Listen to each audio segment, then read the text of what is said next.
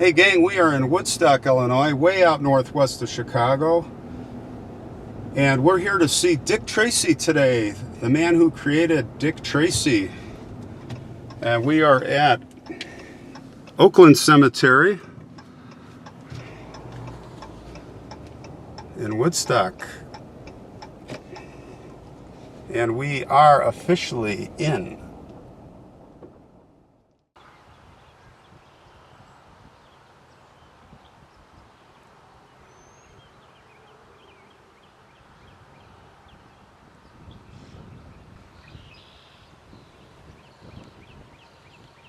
Have you ever heard of Chester Gould? That's right. That is the name of the man who was the creator of the comic strip, Dick Tracy. And he is here at Woodstock, in Woodstock, at this cemetery because this is where he did all his work from his home here, all those years. He was actually the son of a minister, and if you go all the way back to his grandparents, they're from Oklahoma. They were pioneer settlers there, Christian settlers. And in 1931, Chester was hired as a cartoonist by the Chicago Tribune newspaper, which was the big newspaper and still is in Chicago.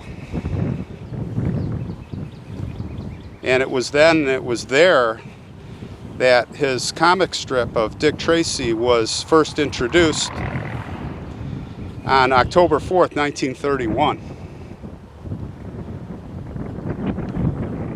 Now, the original comic strip was based on a New York detective that Chester had seen and was interested in, and he modeled the cartoon character after this man. And you can only imagine what he looked like.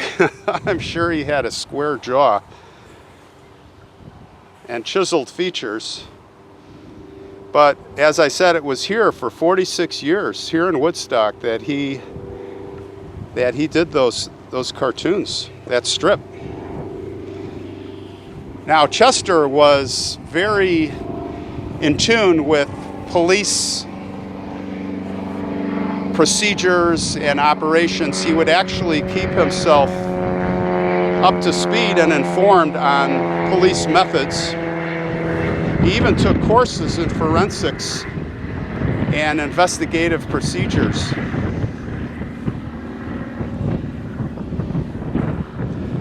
What's interesting is he would later introduce the two-way wrist radio, the wrist radio. That was for Tracy in 1946, and in 47 he had the closed circuit television. And he was pretty proud because, of course, those things all developed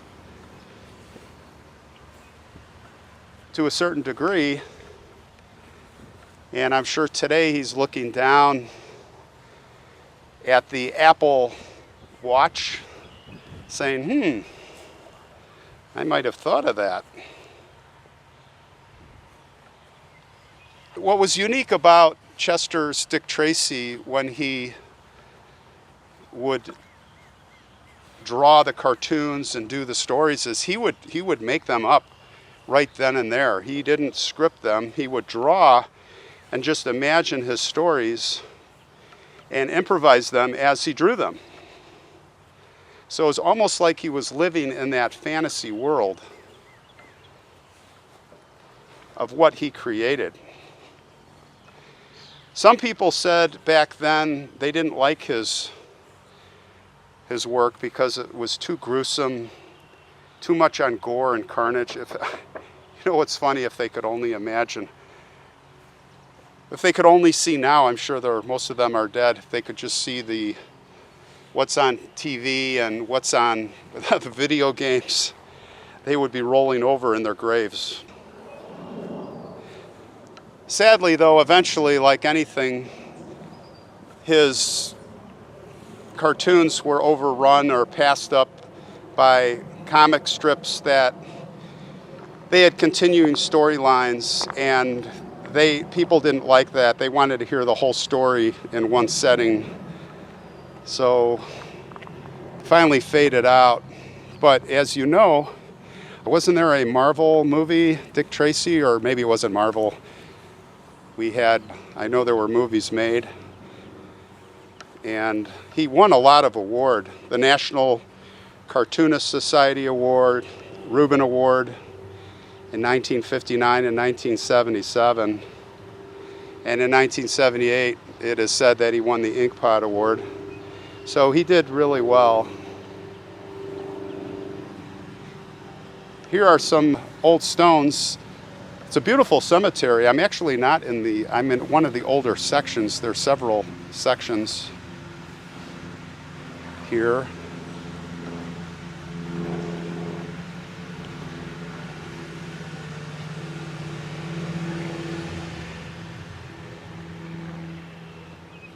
There's a beautiful mausoleum here.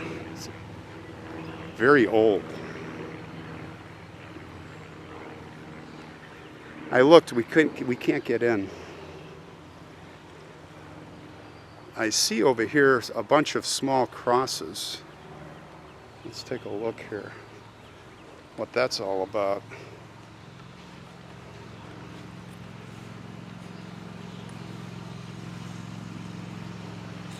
It says, in memory of the 48 children buried here from the Chicago Industrial Home for Children, Woodstock, 1894 to 1926. So we'll have to look up what that is all about. Look at all those crosses. I wonder if this is symbolic. I'm pretty sure they're probably all buried here. Quasi unmarked. It's too bad we can't get in that mausoleum.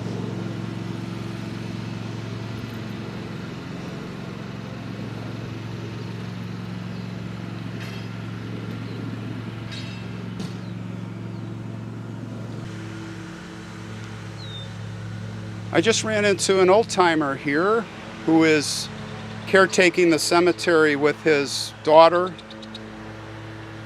Lynn Judson. Lynn, I think, is how old? 85. 85 and looking like 60. He looks younger than I do. What do you guys think? Got everything replaced. Shoulder, ball joint, socket, everything. Well, I'm right behind you with a knee replacement, so I hope I look halfway as good as you at 80. Lynn knew Chester. He knew him. He would come into the barbershop, Perkins Barbershop, down here in Woodstock, and while he was waiting to get a haircut, he'd be drawing with just sketching out all the stuff. All the strips, Dick Tracy. And when I first moved here, I lived out in Bull Valley on the Maxwell place. Okay.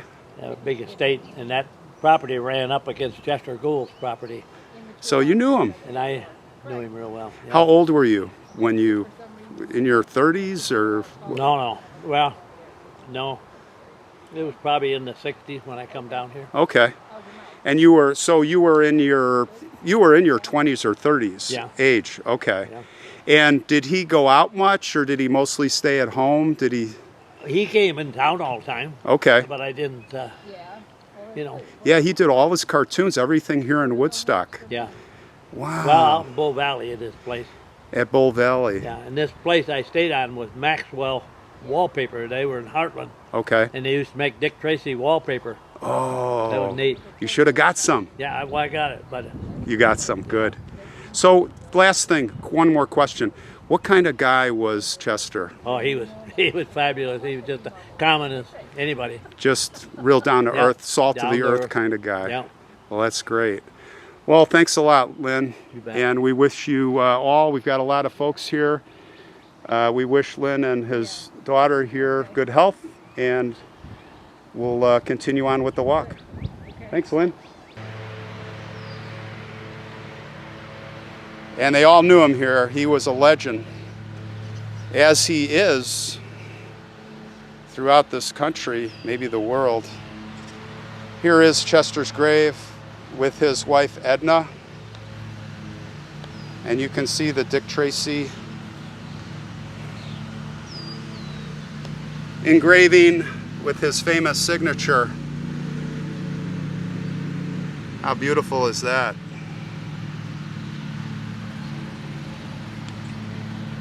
It looks like he's here with his parents, Father Gilbert and Mother Alice. You can see the symbolism. I'm going to reach way over here. The 3 chain links. I see a dove here. I'm not sure what that stands for.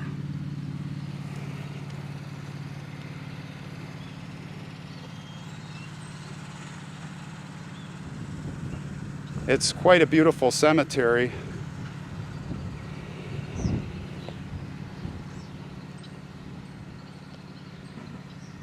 Well, Chester, he retired in 1977 officially, and it was on Christmas Day actually that he stopped, and he died on May 11th of 1985 here in Woodstock of congestive heart failure. In 2005, he was inducted in the Oklahoma Cartoonist Hall of Fame, Pauls Valley, Oklahoma.